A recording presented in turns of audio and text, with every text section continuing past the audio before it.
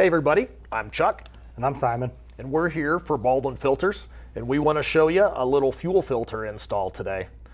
Before we get started, we want to mention one thing with all fuel filters. The instructions for the procedure are laid out for you in pictograms on the side of the can. So Simon and I are going to sit here and we're going to follow these procedures to do this install.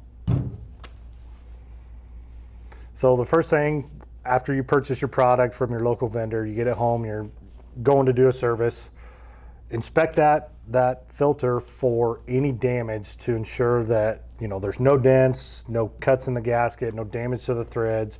You just want to make sure that you're putting a good quality product on your piece of equipment and you get a full service interval out of it.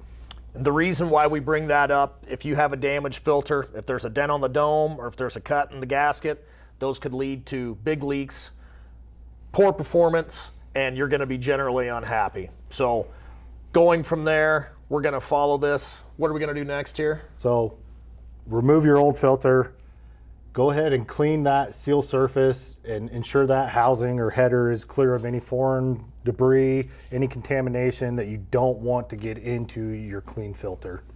Yeah, we'll keep that cleaned up.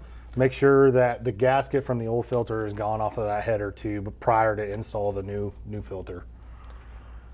Once you get all that done and cleaned up, you're going to tip your filter upside down, and we're going to do a couple different things here. This particular filter comes with a pre-fill plug. A pre-fill plug is not on every fuel filter. This one it is. What that allows you to do is to take unfiltered fuel and pour that in here to pre-fill this filter up so you don't have a hard start situation. And once you get that pre-filled, you could take a little bit of that fluid and lube up that gasket good. Yep. So once all that's done, you're ready to install this filter. Go ahead, remove that pre-fill plug prior to installation, and then you can go ahead and thread that filter onto the header. So this is all full of fuel, lubed up good. And we're going to get the thread started. And we're going to run it all the way up till we hit gasket contact. And why that's important is because our pictogram here tells us that once we hit gasket contact, we want to take it another 3/4 of a turn on the index to get your proper install torque. So we're going to screw it to that point. So in the process, you might feel the post seal dragging on the header itself. It kind of could give you a false reading on gasket contact. So go ahead and just keep turning through that until you feel that filter stop for the first time. Once you make gasket contact, you could feel it. It really stops the rotation of the filter. And from that point, we need to do maybe a mark of some sort to index this filter to the right clocking.